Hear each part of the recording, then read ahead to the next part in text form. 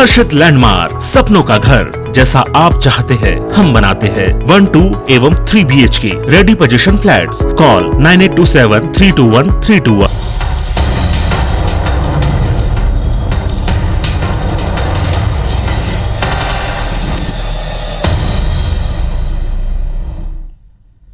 नमस्कार, स्वागत है आप सबका। और आज लगातार आपको IBS 24 पर सबसे तेज अपडेट देखने को मिलेगा। मध्य प्रदेश में 4 सीटों पर उपचुनाव के नतीजे आने हैं। सुबह 8 बजे से मतगणना की शुरुआत हो चुकी है। लोकसभा सीट खंडवा और 3 जो प्रदेश की सीटें थी विधानसभा की, इन पर आज नतीजे आने। रैगांव से आपको इस वक्त का अपडेट दे दें। डाक मतपत्रों के पहले राउंड की गिनती पूरी हो गई। 836 वोट से बीजेपी यहां आगे चल रही। तो रैगांव यहां से बीजेपी आगे चल रही है। हालांकि ये पहला राउंड, पहला रुझान है। तो इस वक्त का सबसे बड़ा अपडेट आपको बता दें कि 4 सीटों पर मतगणना काउंटिंग शुरू हो चुकी है। रैगांव में डाक मतपत्र गिने गए। डाक मतपत्रों का पहला राउंड, बीजेपी प्रत्याशी इसमें आगे चल रहे हैं। प्रतिमा बागरी हैं बीजेपी की कैंडिडेट। कल्पना वर्मा से वो आगे चल रही हैं, लेकिन डाक मतपत्र हैं, केवल पहला राउंड हुआ है। तो ये पहला रुझान रैगांव से मिला डाक मतपत्रों के द्वारा। डाक मतपत्रों का जो पहला राउंड पूरा हुआ, इसमें बीजेपी प्रत्याशी प्रतिमा बागरी आगे चल रही हैं। 836 वोट से इनकी लीड दिख रही। हालांकि अभी ईवीएम खुलेंगे। इसके बाद सबसे पहले डाक मतपत्रों की गिनती होती है और इसके बाद ईवीएम खुलते हैं। और ईवीएम के कई राउंड्स के बाद हर जगह 20-22 से अधिक राउंड है और इसके बाद नतीजा स्पष्ट हो पाएगा कि जनता ने किसे चुना है, जनता ने किसे आशीर्वाद दिया है। अगर आक्रोश है तो किसके खिलाफ है, अगर समर्थन है तो किसको है। तो डाक मतपत्रों में पहले राउंड की गिनती पूरी हो गई। रैगांव से पहला अपडेट आपको बता दें। और फर्स्ट राउंड में बीजेपी प्रत्याशी आगे चल रहे हैं।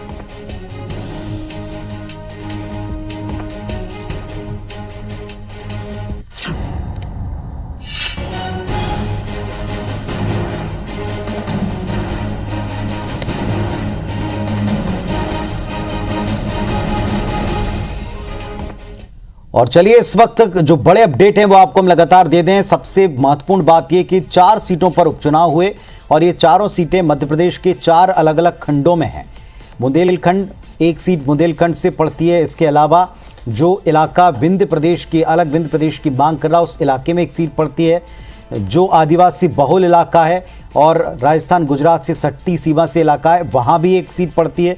और इसके अलावा मालवा निमाड़, हर एक क्षेत्र में सीटें होने की वजह से क्या अपडेट वहां से मिल रहा है, किस तरह से जनता का मन वहां बन रहा है, क्या जनता ने वहां डिसाइड किया, ये आज तय होगा। तो और एक अपडेट आपको दे दें, डाक मतपत्र गिने जा रहे हैं। बीकनगांव विधानसभा क्षेत्र में 116 वोटों से जो डाक मतपत्र हैं वो गिने गए। बड़वा में 136 वोटों से बीजेपी के उम्मीदवार आगे चल रहे हैं। तो ये अपडेट हम आपको दे रहे हैं डाक मतपत्र गिनने के बाद। खरगोन में, खंडवा लोकसभा में भारतीय जनता पार्टी बढ़त में दिख रही है एकदम शुरुआती रुझानों में।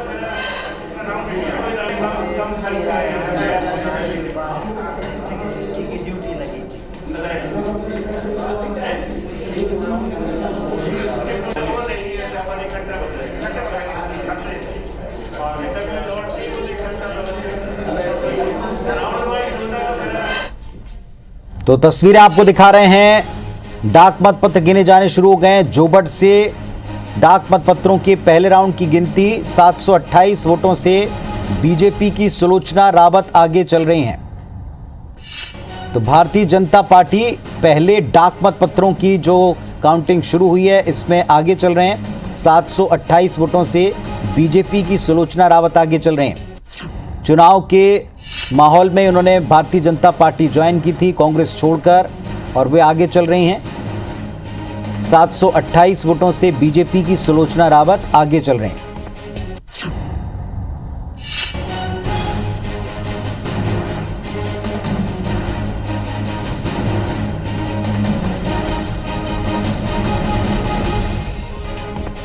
और देखिए पृथ्वीपुर में शिशुपाल यादव और नितेंद्र सिंह राठौर के बीच में मुकाबला है। यहां सबसे अच्छा वोट प्रतिशत रहा था और इसके बाद अब किसके पक्ष में अच्छा वोट प्रतिशत गया यह आज तय होगा।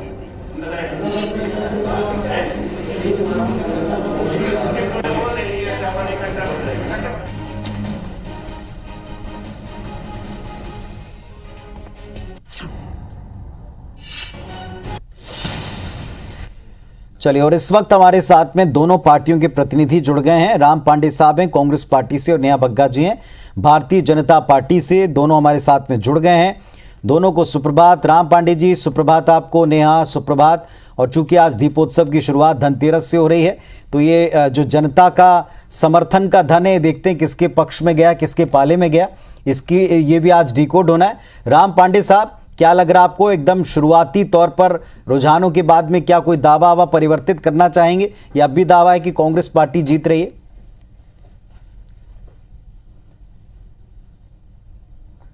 देखिए, इस बार जो चुनाव हुआ है मुद्दों पर हुआ है। जनता की जो लड़ाई है पूरी ताकत से लड़ी गई है।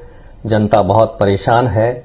आज भी देखिए पेट्रोल के दाम आज भी बढ़ गए हैं। लगातार पेट्रोल के दाम, डीजल के दाम बढ़ रहे हैं। और जब जब शिवराज जी इन विधानसभा चुनाव में या लोकसभा चुनाव में प्रचार करने के लिए गए थे, तब तब पेट्रोल डीजल के दाम बढ़े थे। खाद का संकट चल ही रहा है, कोयले का संकट चल रहा है, बिजली का संकट चल रहा है, बेरोजगारी का संकट चल रहा है, महंगाई का चल रहा है। तो जो चुनाव लड़ा गया था कांग्रेस की ओर से, वो जनता के मुद्दों पर लड़ा गया था, जनता के लिए लड़ा गया था। कांग्रेस ने पूरी तरह से जनता की लड़ाई लड़ी है। और ये चारों सीटों पर जो कांग्रेस जीतेगी, ये मान के चलिए कि ये जीत जनता की जीत होगी। ये जीत जनता को समर्पित रहेगी।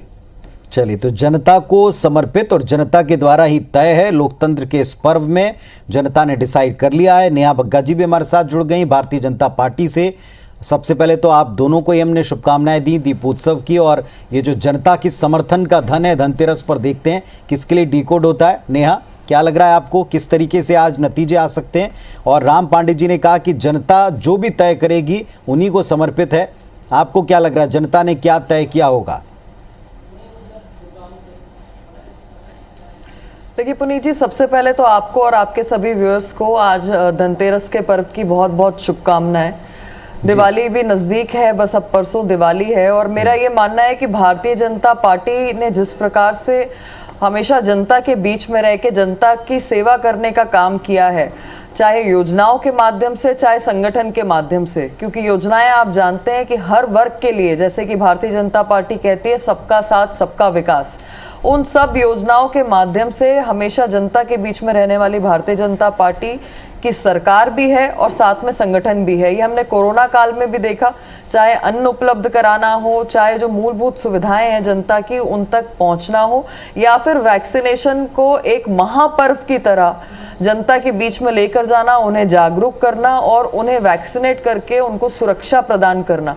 ये सब देखते हुए मैं ये मानती हूँ कि भारतीय जनता पार्टी एक और दिवाली मनाएगी तो शायद दूसरे दल का दिवाला भी निकलेगा। इसके बहुत से कारण हैं कि जिस तरीके से हम लगातार जनता के संपर्क में रहते हैं, तो दूसरी ओर कांग्रेस का ना संगठन दिखता है, ना विचारधारा दिखती है, ना नीति दिखती है और ना ही नेता दिखता है। आप देखिए कि जो चुनाव प्रचार हुआ उसमें भी आपको बहुत अंतर नजर आएगा, चाहे बीजेपी का हो या कांग्रेस का हो। कमलनाथ जी ने बहुत सारी जगह तो पहले ही विड्रॉ कर लिया और उनके सिवा कोई और नेता नहीं बचा था कांग्रेस पार्टी में। अगर हम खंडवा की बात करें तो खंडवा में अरुण यादव जी खुद कह रहे थे कि भाई फसल मैं उगाता हूँ, काट के कोई ले जाता है। और दूसरी ओर जो एक वो प्रचलित गाना भी है, भंवरे ने खिलाया फूल, फूल को ले गया राजकुंवर। तो प्रत्याशी एक ऐसा आया जो दिग्विजय सिंह जी का भक्त है। अब दिग्विजय सिंह जी खुद कहते हैं कि भाई मैं जब वोट मांगने जाता हूं तो कांग्रेस पार्टी को वोट नहीं मिलते, उल्टा कट जाते हैं। तो ये साफ दिखाता है कि जो प्रत्याशी है वो भी अंडर कॉन्फिडेंट है, जो कांग्रेस के नेता हैं वो भी अंडर कॉन्फिडेंट है। उसका मुख्य कारण ये है कि 15 माह में जो कमलनाथ जी की सरकार चली उसमें ऐसा कोई वर्ग नहीं है जिसको कमलनाथ जी द्वारा ठगा ना गया हो। आपको युवाओं का याद होगा कि एक भी युवा ये सामने नहीं ला पाए जिसको 4000 रुपए का बेरोजगारी भत्ता दे दिया। आदिवासी अंचल में जाते हैं तो कमलनाथ जी 4 मिनट नहीं बोल पाते, आईफा पर लौट कर आ जाते हैं। मामा टांटिया जिनको भगवान की तरह पूजा जाता है, उनकी तस्वीर को चरणों में रखकर बैठते हैं। ये जनता के दर्शन करने नहीं जाते, जनता को दर्शन देने जाते हैं। और इस प्रकार से चाहे ओबीसी हो, चाहे आदिवासी हो, चाहे दलित हो, चाहे महिला हो, हर वर्ग को जिसने ठगने का काम किया है आज उसका नाम कांग्रेस पार्टी है। आज कांग्रेस जो है वो सत्ताजीवी बन के रह गई है। बस एन केन प्रकरण अगर किसी प्रकार से सत्ता में आ जाए तो कैसे लूट होगी, ठीक है, कैसे लेकिन भ्रष्टाचार नेहा जी, होगा, कैसे ये उनके सब नेता ना, ये धनाढ्य सब बनेंगे, पॉलिटिकल खामियां इसके जो आप अलावा बता इनका रही कोई हैं विजन नहीं। या पॉलिटिकल कमजोरियां एक दल की बता रही हैं, लेकिन ये जो बीच बीच में महंगाई की फुलझड़ियां छूटती हैं, ये जो पेट्रोल डीजल के दामों के बम जो प्रतिदिन फूटते हैं, ये कांग्रेस पार्टी का सबसे बड़ा एजेंडा या मुद्दा रहा है कि इनके आधार पर लोगों ने वोट किया होगा। नहीं, आपने सही कहा कि कांग्रेस पार्टी का एजेंडा रहा है, क्योंकि ये उनकी चिंता नहीं है। ये जनता के बीच में जाते हैं अपने टूल किट एजेंडा को लेकर, और इस टूल किट एजेंडा को ये कैसे फैलाते हैं, कहते हैं हाय हाय पेट्रोल डीजल के दाम बढ़ गए। ये नहीं बताते कि जो गंगानगर है राजस्थान में, जहां इनकी सरकार चल रही है, वो इंडिया हिंदुस्तान का हिस्सा, इटली का हिस्सा नहीं है। सर्वाधिक अगर दाम पेट्रोल डीजल के हैं तो गंगानगर में है। नहीं, पर उसमें नंबर मध्य दूसरे प्रदेश पे का अगर भी एक कोई शहर सिटी है शामिल तो है वो जो जयपुर गंगानगर है। को भी नंबर टक्कर देता तीसरे पे है। कोई सिटी है तो वो मुंबई है। नहीं, मैं आपसे वही कह रही हूं कि देखिए, सरकारों के पास सोर्स ऑफ रेवेन्यू जो है वो बहुत लिमिटेड होता है। कोरोना का जो पैंडेमिक आया है उसमें अगर भारतीय जनता पार्टी डीबीटी के माध्यम से चाहे वृद्धों को, चाहे दिव्यांग को, चाहे किसानों को किसान सम्मान निधि दे रही है, या 80 करोड़ परिवारों को अनाज जो उपलब्ध कराया है, वैक्सीनेशन का जो प्रोग्राम चला है, जो लगातार मनरेगा की योजना चली है, जो लगातार इंफ्रास्ट्रक्चर डेवलप हुआ है इस कोरोना काल में, इसके लिए अगर सरकार के पास रेवेन्यू के कोई सोर्स था तो वो पेट्रोल डीजल था। अब कांग्रेस पार्टी इस तथ्य को सामने नहीं रखती, क्योंकि हालांकि सरकार जहां पर इनके मैं राज्य सोचता हूं में, कि एक जहां बार पर इनकी हमको उत्तर सरकारें लेना हैं, चाहिए राम वहां पे पांडे भी साहब हालात से। नहीं राम है। पांडे साहब, जो संगठनात्मक कमजोरियां उनका जिक्र कि नेता नहीं है और एक ही व्यक्ति लगातार हर जगह मोर्चा संभालता है, उसके भी उत्तर दीजिए, और महंगाई के मुद्दे पर क्या ये कांग्रेस का एजेंडा है, इस पर भी उत्तर दीजिए।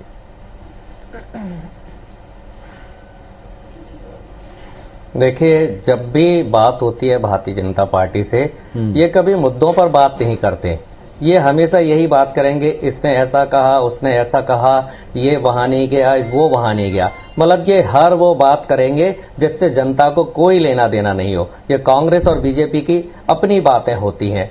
अब मैं इनके यहाँ की बातें करूं कि इनके यहाँ उसने प्रचार नहीं किया, इसने ऐसा कहा, तो हमारा पूरा समय इसी में चला जाएगा। जो जनता को इससे कोई लेना देना नहीं है। भाई, विश्नोई जी ने क्या कहा था कि मध्य प्रदेश का सबसे निकम्मा मुख्यमंत्री है ये।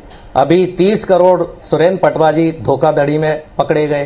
कैलाश विजयवर्गीय जी के ऊपर अभी बलात्कार का केस लगा। जोवट में इनके पास प्रत्याशी नहीं था, कांग्रेस का प्रत्याशी लेकर आएंगे।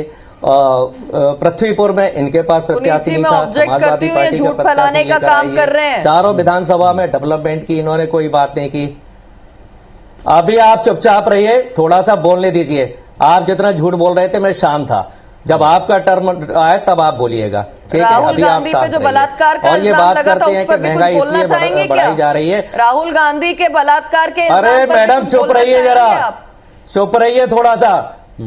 जे पूरी पार्टी बलात्कारी है आपकी, आप क्यों नहीं तमीज से बात करती हैं? थोड़ा सा भाई, ये 116 ये किस बलात्कारी ने किया है पेट्रोल? 120 रुपए किस बलात्कारी ने पेट्रोल किया है? थोड़ा सा मर्यादित ये पूरी पार्टी बलात्कारी है, पूरी पार्टी दुष्कर्मी है, पूरी पार्टी राघव की है, पूरी पार्टी चिन्मयानंद की है, पूरी पार्टी के लिए नहीं तो तमीज ही नहीं।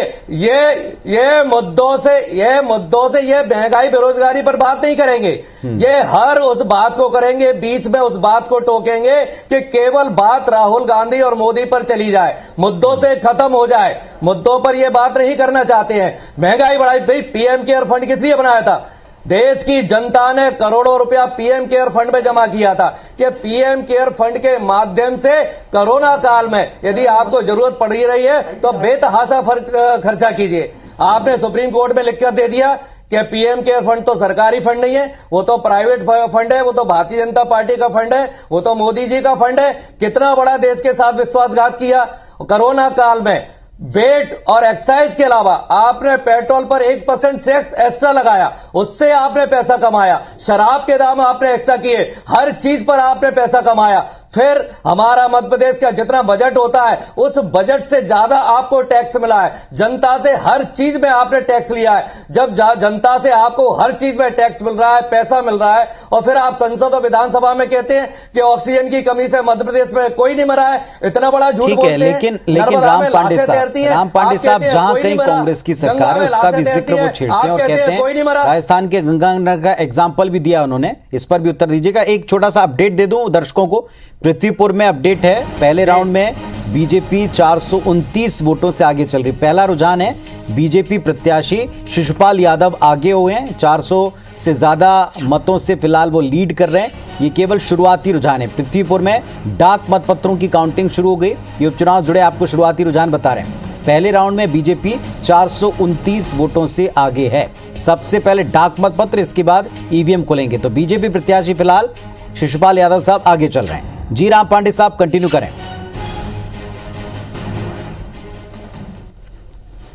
देखिए, जब भारत का संविधान बना था, लोकतंत्र बना था, तो उसमें यह प्रावधान था कि जो प्रधानमंत्री है, केंद्र सरकार है, हर राज्य सरकार को बराबर की नजर से देखेगी। लेकिन जब प्रधानमंत्री किसी प्रदेश में चुनाव के लिए जाते हैं तो कहते हैं भारतीय जनता पार्टी की चुनाव सरकार बनाइए, डबल इंजन की सरकार बनाइए, मैं आपको पैसा दूंगा। यदि विपक्ष की सरकार बनेगी तो मैं आपको पैसा नहीं दूंगा। तो जहां जहां विपक्ष की सरकारें हैं, राजस्थान में कांग्रेस की सरकार है, राजस्थान में कांग्रेस की सरकार को अपने रिसोर्सेज से प्रदेश चलाना पड़ रहा है। कोई अतिरिक्त पैसा केंद्र से नहीं मिलता है। लेकिन भारतीय जनता पार्टी की जहां जहां सरकारें हैं वहां अतिरिक्त पैसा मिलता है, टाइम पर जीएसटी का पैसा मिलता है, हर पैसा समय पर मिलता है।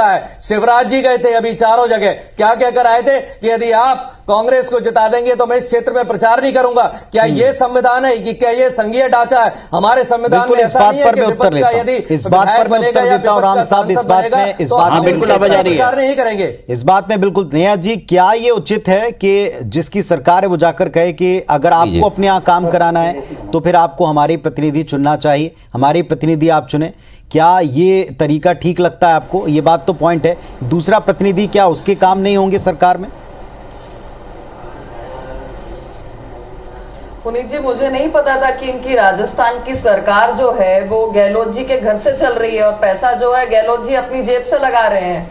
मुझे ये भी नहीं पता था कि छत्तीसगढ़ की सरकार जो है भूपेश बघेल जी अपनी संपत्ति बेच बेच के छत्तीसगढ़ की जनता का जो है कार्य कर रहे हैं। देखिए कैसे, किस प्रकार का ये टूल किट एजेंडा चलाते हैं ये कांग्रेसी और कैसी बात करते हैं। इन्हें लगता है कि जनता मान जाएगी कि राजस्थान की सरकार को केंद्र से पैसा नहीं मिल रहा है, मध्य प्रदेश की सरकार को मिल रहा है। ये कोई बातें होती हैं भाई? सरकार एक जो हमारी डेमोग्राफी है, जिस हिसाब से केंद्र सरकार कार्य करती है, उस प्रकार से सबको एक बराबर देखा जाता है। और ये लोग जिस भ्रम में बार बार डालने का काम करते हैं, कुछ नया नहीं है। और मैं ये जो टूल किट बार बार कह रही हूँ, देखिए ये मुद्दों की बात करना चाहते हैं, मैं इनको मुद्दों पर जवाब देती हूँ। ये कोरोना की बात करते हैं तो देखिए पूरे देश ने देखा कि अगर स्वदेशी वैक्सीन बनती है तो नकारने का काम इन 3 राज्यों ने किया जहां पर कांग्रेस की सरकार है, छत्तीसगढ़, पंजाब और साथ में राजस्थान। अगर छत्तीसगढ़ के अंदर मुख्यमंत्री और वहां के स्वास्थ्य मंत्री बाहर आके कहते हैं कि कोवैक्सीन पर हमको भरोसा नहीं है, राजस्थान में कोवैक्सीन को गड्ढे के अंदर गाड़ा जाता है पर जनता को नहीं लगाया जाता, और पंजाब की सरकार तो इतनी आगे निकल जाती है कि वैक्सीन पर भी ये घोटाला कर देते हैं, मुफ्त में लेते हैं केंद्र से और बेच देते हैं वहां की जनता को। तो ये इनका कोरोना के टाइम पे जो व्यवहार रहा वो सबके सामने आया है। मध्य प्रदेश में कांग्रेस के सारे नेता कोरोना में क्वारंटाइन रहे हैं, ये बाहर नहीं निकले जनता की सेवा में, जबकि भारतीय जनता पार्टी का प्रत्येक जो कार्यकर्ता है वो जन जन की सेवा में लगा रहा। सेवा ही चलिए ठीक है, कार्यक्रम को हर नेहा जी आपकी बातों का उत्तर मैं लेता हूं राम पांडे साहब से, जो आपने बात की, और एक एक मुद्दे पर भी हम थोड़ी थोड़ी चर्चा कर लेंगे। हमारे साथ में वरिष्ठ पत्रकार दिनेश गुप्ता जी जुड़ गए हैं। दिनेश जी नमस्कार, स्वागत है आपका आईबीसी के मंच पर। क्या लगता है जनता की समर्थन का धन धनतेरस पर किसके लिए आज डिकोड होगा, ईवीएम से बाहर आएगा? इसका आशीर्वाद जिसको भी मिलेगा, एक पॉइंट के ऊपर जरूर आप उत्तर दें, मैं चाहूंगा।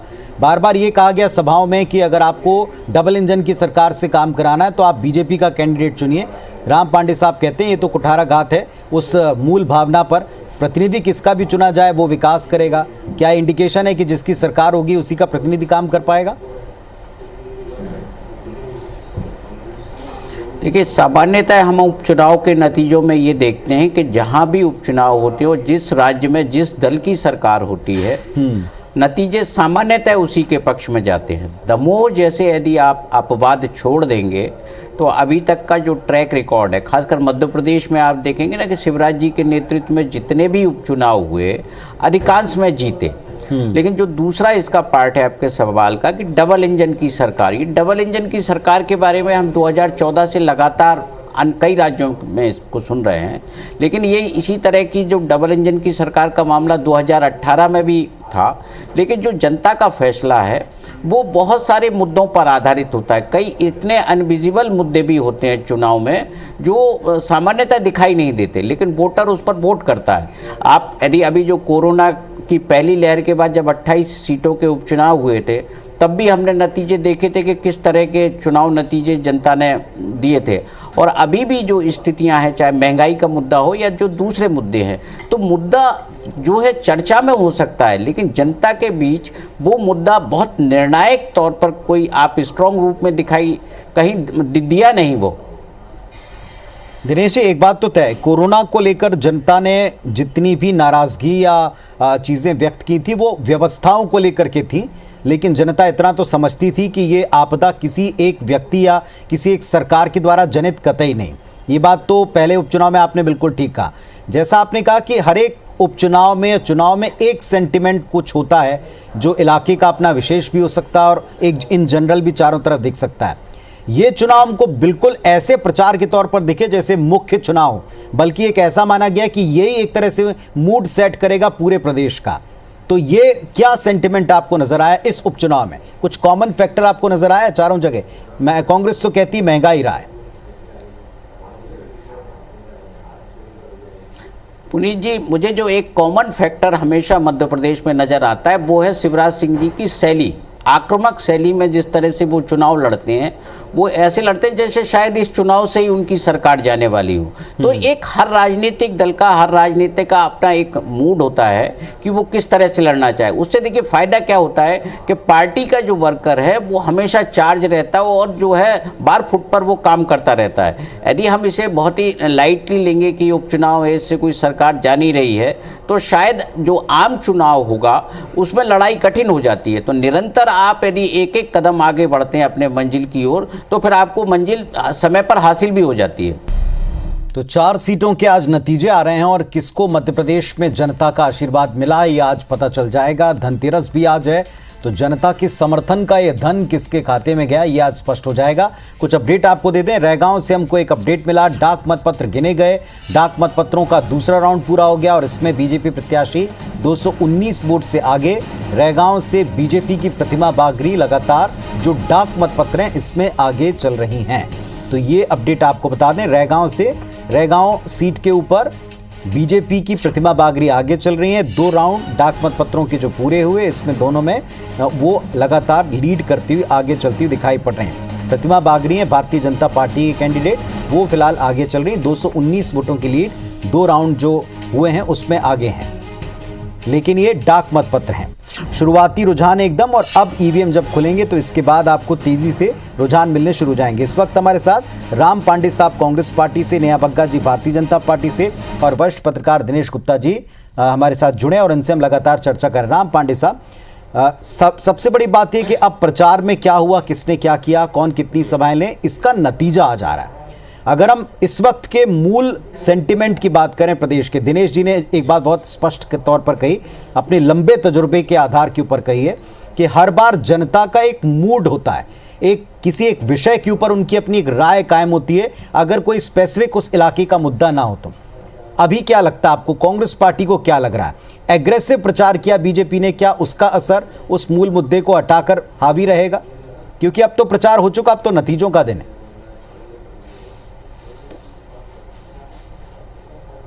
जी, जब चुनाव होता है तो अग्रेसिव प्रचार और पूरी ताकत के साथ प्रचार हर पार्टी करती है। कांग्रेस भी करती है, बीजेपी भी करती है, निर्दलीय भी करते हैं, जिसकी जितनी क्षमता होती है वो करते हैं।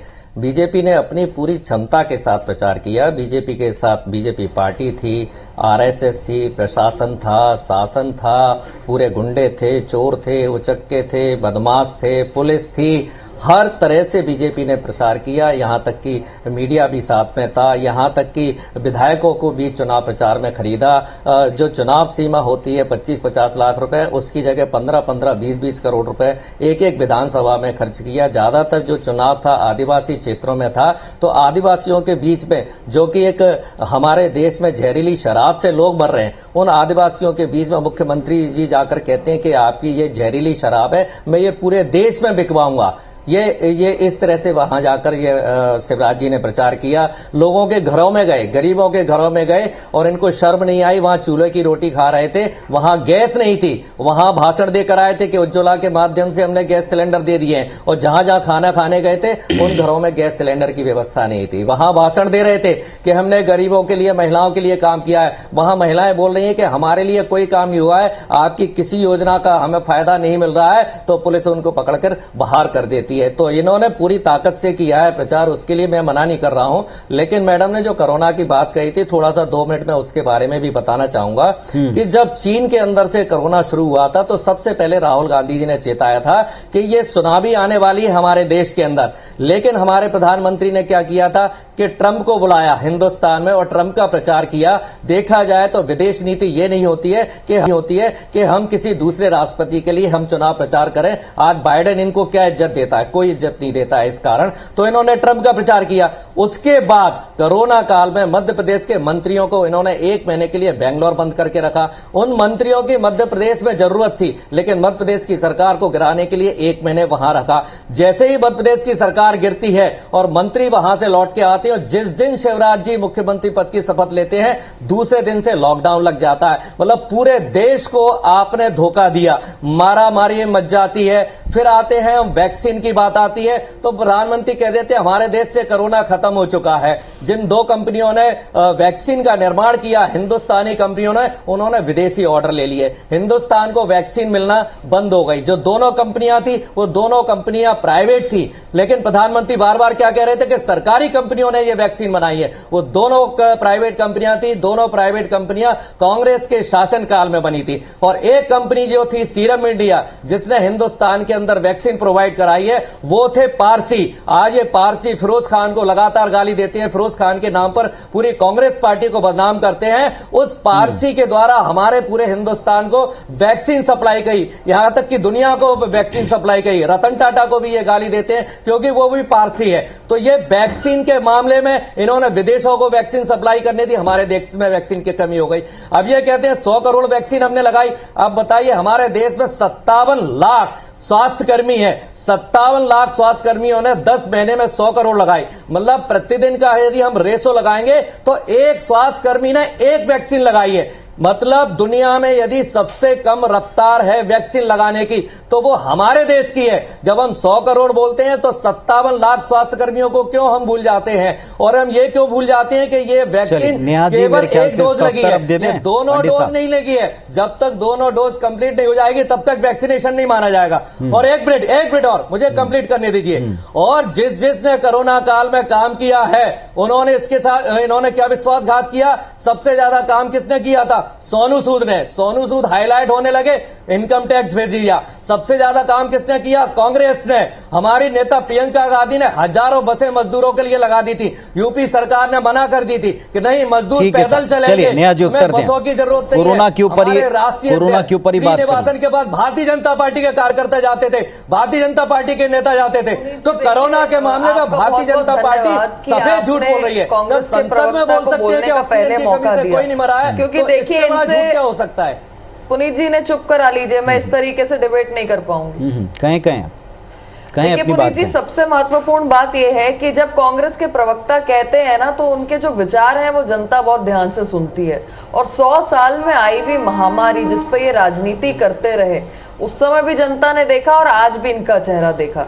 देखिए, आप किसी भी अंतर्राष्ट्रीय देश को आप उठाकर देख लेंगे तो आपको वहां कभी नहीं दिखेगा कि ऑपोजिशन ने पैंडेमिक में राजनीति करने का काम किया हो।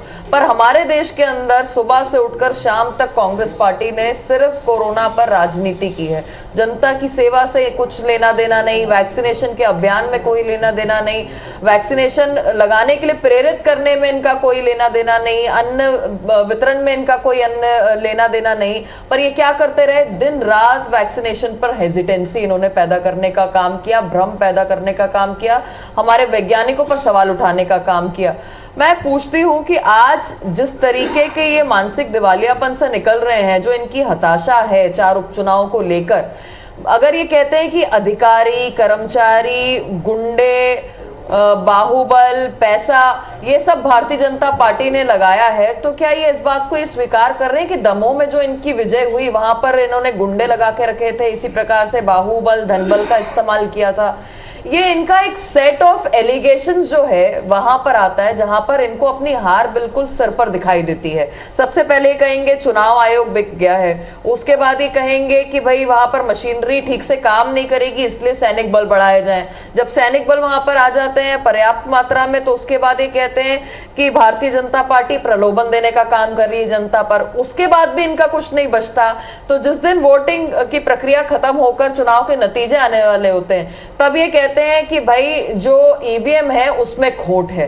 तो ये सेट ऑफ एलिगेशंस इनका बिल्कुल तय है और ये दिखाता है कि जब कांग्रेस पार्टी के साथ जनता जाने को तैयार नहीं है, जो इनकी 15 माह की लूट खसूट भ्रष्टाचार ट्रांसफर उद्योग की सरकार चली है, उस पर जनता ने मोहर लगा दी है कि आपको 15 महीने देकर जनता ने सबसे बड़ी गलती करी है। जनता का जो विश्वास है वो भारतीय जनता पार्टी के पास है, उस भारतीय जनता पार्टी के पास है जो आपके राशन की भी चिंता करती है, जो पैसा देती है डीबीटी के माध्यम से, तो 1 रुपए भेजती है तो 1 रुपया ही आपके अकाउंट में आता है, चाहे प्रधानमंत्री आवास चलिए उत्तर लेता हूँ। राम पांडे साहब उत्तर दें इन बातों के लिए हो चाहे विधवा के लिए हो।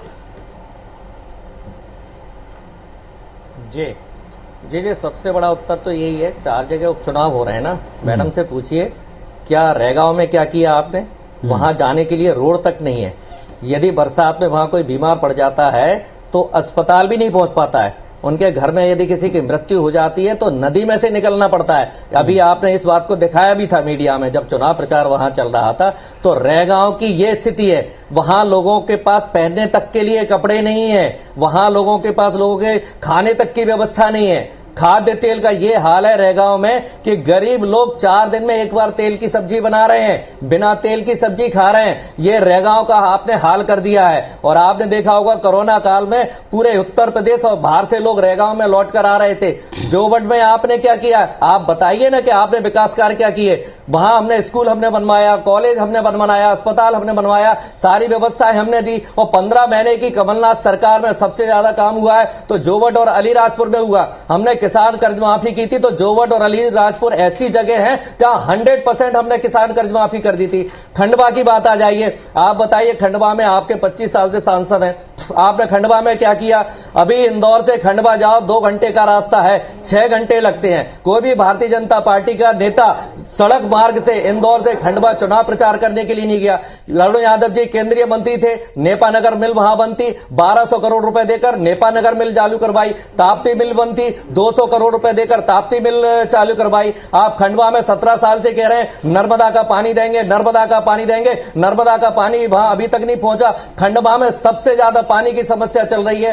पृथ्वीपुर में आपने क्या किया? यदि पृथ्वीपुर के लिए जाओ तो रास्ते में 2 नदियां पड़ती हैं, बेतवा नदी और जामनी नदी। दोनों नदियों पर सिंगल पुल बना हुआ है जर्जर, जिस पर आए दिन कई वाहन गिरकर नदी में गिर जाते हैं, कई लोग मर जाते हैं। तो जब राठौर साहब कमलनाथ सरकार थी उन्होंने दोनों पुल पास कराए, आधे आधे पुल दोनों बन चुके। जैसे ही इनकी सरकार आई उन्होंने पुल का काम बंद कर दिया। तो ऐसी कौन सी विधानसभा है जहां इन्होंने काम किया हो? ये ज्यादातर वहां आदिवासी क्षेत्र है। हमने आदिवासियों के लिए, कमलनाथ सरकार थी, हमने 25,000 रुपए तो हर आदिवासी को बर्तन के लिए दिए थे। हमने योजनाएं 15 महीने के, हमारी 11.5 महीने की सरकार थी, 11.5 महीने में दुनिया में कोई सरकार इतना नहीं कर सकती जो हमने कर दिया था। 100 रुपए में 100 यूनिट बिजली दे दी थी।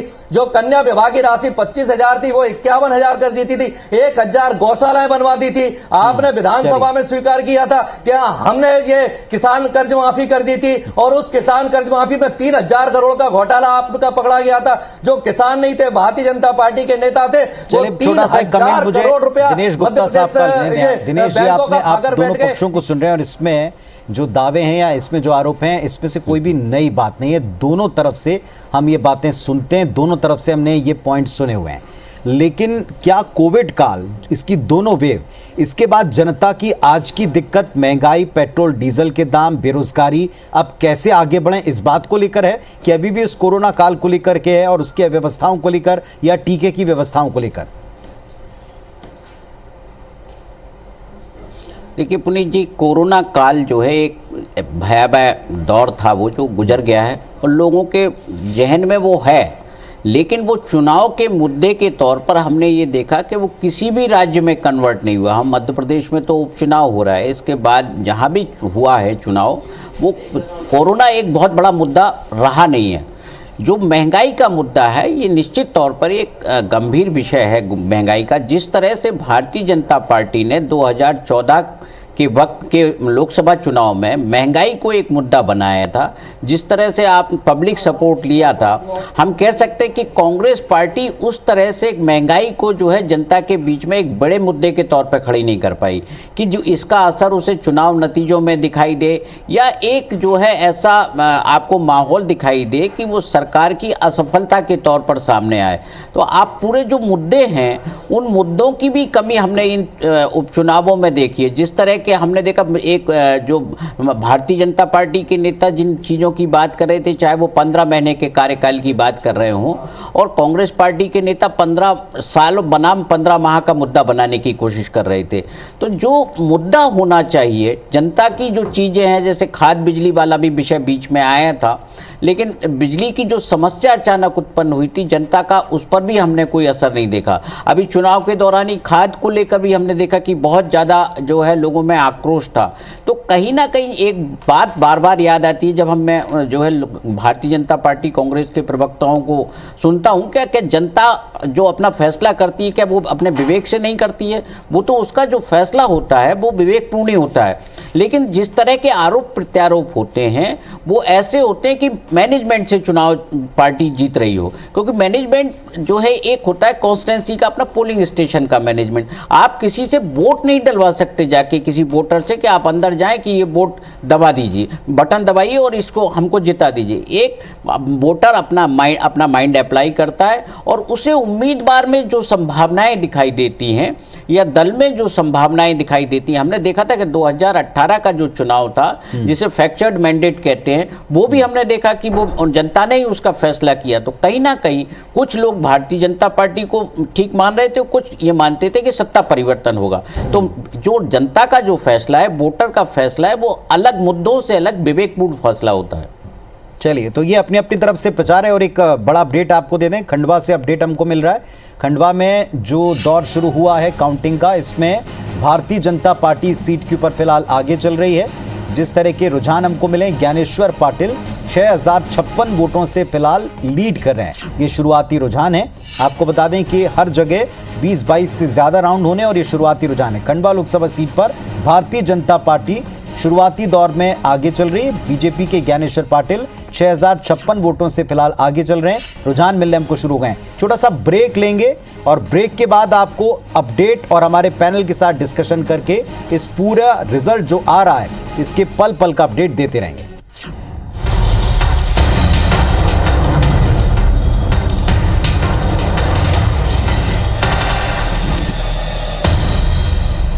अपडेट के साथ में शुरुआत करते हैं। इस वक्त जोबट से हमको अपडेट मिल रहा है, डाक मतपत्र गिने जा रहे हैं। दूसरा राउंड पूरा हो चुका है और 1529 मतों से बीजेपी की सुलोचना रावत आगे चल रही है। यानी डाक मतपत्र जहां भी गिने जा रहे हैं, वहां भारतीय जनता पार्टी बढ़त में दिखाई पड़ रही है। 1529 मतों से दूसरे राउंड के बाद जोबट से बीजेपी प्रत्याशी सुलोचना रावत आगे चल रहे हैं। तो ये जोबट का अपडेट है इस वक्त का। 4 सीटों के ऊपर जो वोटिंग हुई थी 30 तारीख को, आज उसके नतीजे आ रहे हैं और इन चारों सीटों पर सबसे तेज सटीक नतीजे, रुझान हम आपको बता रहे हैं। हमारे साथ में इस वक्त गेस्ट भी जुड़े हुए हैं, लेकिन उनसे चर्चा को हम आगे बढ़ाएं उसके पहले अपडेट भी देते चल रहे हैं। जो दूसरा राउंड पूरा हुआ उसमें 1529 मतों से बीजेपी की सुलोचना रावत आगे चल रहे हैं। राम पांडे साहब, एक सबसे बड़ा प्रश्न है, जैसा हर कोई मानता है कि प्रचार अपनी जगह, आप भी मानते हैं प्रचार अपनी जगह, लेकिन जनता के अपने असल इश्यूज खुद की जगह। और एक जो ट्रेंड चला आ रहा है, जो हम देखते हैं लगातार कि उपचुनाव में जिस पार्टी की सरकार हो, जो पार्टी लगातार काम कर रही है, प्रदेश के लोग ज़्यादातर अधिकांश समय ऐसा ही हुआ है कि वहाँ 1-2 बार छोड़ दिया जाए तो नतीजे सत्ता पक्ष के फेवर में आए। और कांग्रेस पार्टी पर बार बार ये आरोप लगा है कि उसने अपने प्रचार को ढंग से सीरियसली लिया नहीं, केवल इक्का दुक्का नेता जो थे वही काम करते रहे। क्या इस बात का खामियाजा कांग्रेस को भुगतना पड़ सकता है?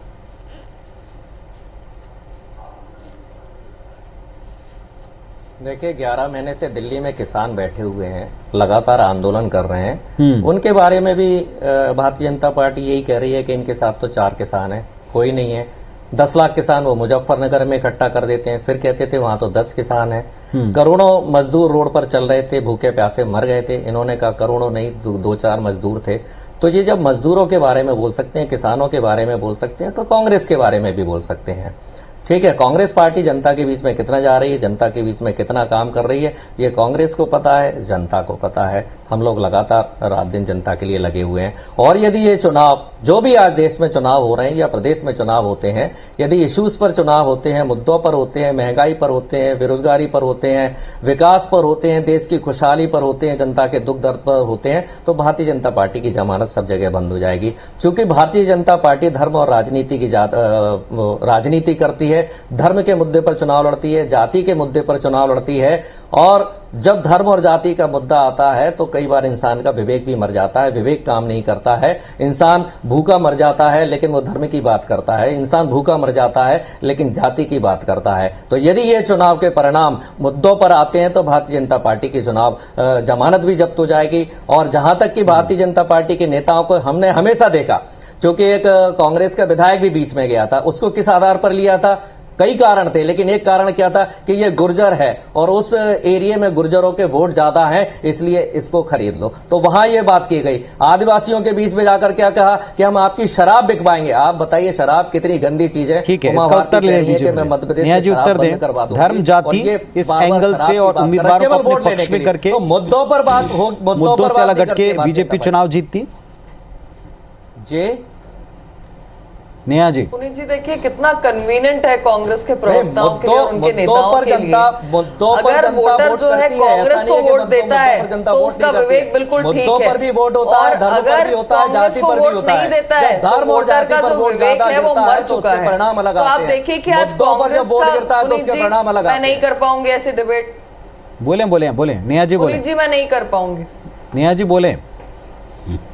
जाइए मैडम, जाइए, आपकी जरूरत नहीं कर पाएंगे तो जाइए। आज इन लोग की हालत ये हो गई है कांग्रेस की, आज कांग्रेस की हालत ये हो गई है कि ये वोटर पर भी सवाल उठाते हैं। आज ये वोटर के विवेक पर भी सवाल खड़ा करते हैं। इनका नेता फील्ड पे पहुंचेगा नहीं, इनके कार्यकर्ता नदारद रहेंगे, इनके कार्यकर्ता की भावना निकल कर आएगी कि गायब कमलनाथ है, कांग्रेस अनाथ है। पर ये किस पे सारा ठीकरा फोड़ेंगे? वोटर के ऊपर। वोटर का विवेक मर गया। भाई वोटर बहुत अच्छे से जानता है कि आप लोग जो हैं ये पॉलिटिकल टूरिज्म करने के लिए निकलते हैं। बहुत अच्छे से जानता है कि प्रियंका गांधी को मध्य प्रदेश में आखिर दतिया आके मां पितम्बरा के दर्शन अब क्यों करने पड़े। और वो प्रियंका गांधी जिनके भाई, इनके पूर्व राष्ट्रीय अध्यक्ष राहुल गांधी कहते हैं कि भाई लड़कियों को छेड़ने के लिए मंदिर जाया जाता है। आज प्रियंका गांधी जी को मंदिर याद आ गया, कभी चर्च पहुंच जाते हैं, कभी मजार में पहुंच जाते हैं। तो देखिए ये पॉलिटिकल टूरिज्म, धर्म की राजनीति, उत्तर लेने देने आज बात पे पॉलिटिकल टूरिज्म कर रही थी कांग्रेस पार्टी, जिस पर बार बार प्रहार किया राम पांडे साहब। बस एक लाइन में खत्म करूंगी पुनीत जी। 2018 का भी याद करिएगा कि कमलनाथ जी ने बंद कमरे में कहा था कि अगर 90% मुसलमानों ने वोट नहीं दिया तो कांग्रेस पार्टी हार जाएगी। तो ध्रुवीकरण कौन करता है, धर्म को कौन लाता है, देखिएगा। उस मंदिर में इनके भारतीय जनता पार्टी के नेता दर्शन करने के लिए गए। उस मंदिर से इनको नफरत है क्या? दतिया से नफरत है क्या? इनको धर्म से नफरत है क्या? यदि कांग्रेस पार्टी के नेता मंदिर जा रहे हैं तो इनको क्या परेशानी हो रही है? ये कभी तो मंदिर की राजनीति करते हैं और कभी मंदिर से ही नफरत करने लगते हैं। जहां तक ये राहुल गांधी की बात कर रहे हैं तो राघव जी के कारण इन्होंने धारा 370 हटा दी, समलैंगिक कानून देश में पारित कर दिया, जो हमारी सभ्यता और संस्कृति के अगेंस्ट में है। ये विदेशों का कल्चर है, समलैंगिक कानून, जिसमें कांग्रेस की सरकार के समय जेल होती थी, सजा होती थी। क्या ये लॉजिक, राम पांडे साहब एक प्रश्न, क्या है लॉजिक, क्या है लॉजिक जनता के बीच में कांग्रेस पार्टी ऐसे देगी किसी एक व्यक्ति विशेष का नाम लेकर के? ये जरूर विचार करना चाहिए, किसी भी एक व्यक्ति विशेष का नाम लेकर के। चलिए खैर, इस वक्त हमारे साथ में वरिष्ठ पत्रकार भी मौजूद हैं, तब इनको राघव जी अपने दिमाग में रखना चाहिए। ठीक है, दिनेश गुप्ता साहब, तो चिन्मयानंद इनको दिमाग में, दिनेश गुप्ता साहब, ये जो नतीजे आएंगे इस बार भी, आपने ये कहा कि प्रचार जो है हर व्यक्ति अपने हिसाब से करता, लेकिन अब की बार का जो प्रचार, बार बार कहा कि ये जो आने वाले चुनाव हैं 23 के या फिर उसके बाद 24 के, ये मूड को बताने के लिए एक स्पेसिमेन के तौर पर रहेंगे क्या? इसीलिए इतना एग्रेशन दिखा दोनों साइड? देखिए बिल्कुल पुनीत जी, ये राज्य के अलग अलग रीजन में चुनाव हो रहे हैं, तो निश्चित exactly. हम जो कहते हैं ना कि हांडी का चावल देखने के लिए एक चावल काफ़ी होता है, तो आप जब बुंदेलखंड जाएंगे, बघेलखंड जाएंगे, मालवा निमाड़ में आप जाएंगे, तो आप जो है उसके जो नतीजे ये तो बताएंगे ही कि मूड क्या है। आप देखिए कि यदि मालवा निमाड़ की पॉलिटिक्स में भी कांग्रेस पार्टी जिस आदिवासी वोट बैंक के सहारे अपनी जो है इमारती उसकी नैया पार हो सकती है, वहाँ यदि आदिवासी उसके पक्ष में फैसला नहीं देते हैं, वोट नहीं करते हैं, तो हम 2023 और 24 की सियासत भी सोच सकते हैं। क्योंकि जिस जयस संगठन को कांग्रेस पार्टी ने अपने साथ लिया है, वो भी यदि इन उपचुनावों में वो कांग्रेस पार्टी की मदद नहीं कर सकती, तो फिर मुझे लगता है कि आने वाले दिनों में वो दृश्य होगा जो 15 साल हमने देखा कि भारतीय जनता पार्टी के सामने चुनौती नहीं रही और कांग्रेस लगातार अपनी हर चुनाव में सीटें कम करती गई। चलिए, कुल मिलाकर अब ये नतीजों का दिन है, नतीजे किस तरह आते हैं और जनता ने किसको अपनी तरफ से आशीर्वाद दिया। और सबसे बड़ा सवाल जो मुझे लगा है या जो ज़्यादातर आम आदमियों को लगा है कि ये बार बार दो तरीके की बात की गई। एक कि महंगाई, बेरोजगारी और कोविड के बाद की परिस्थितियों के लिए क्या सरकार जिम्मेदार है और इस बात का गुस्सा है जो कांग्रेस ने कहा वो सही है, या फिर ये कि सरकार तो काम कर रही है, ये अभूतपूर्व स्थिति थी और इसमें अभूतपूर्व तरीके से काम किए हैं और इसमें कई सारे हमको ऐसे स्टेप लेने पड़े हैं जो सरकार ऐसे वक्त में ले सकती थी इकलौते ऑप्शन के तौर पर। देखते हैं किस मत के ऊपर जनता गई। आप सबका शुक्रिया हमारे साथ में जुड़ने के लिए, और दिन भर अपडेट और इस तरह की डिस्कशन हम आप तक लाएंगे और सबसे तेज अपडेट आप तक पहुंचाएंगे। धन्यवाद।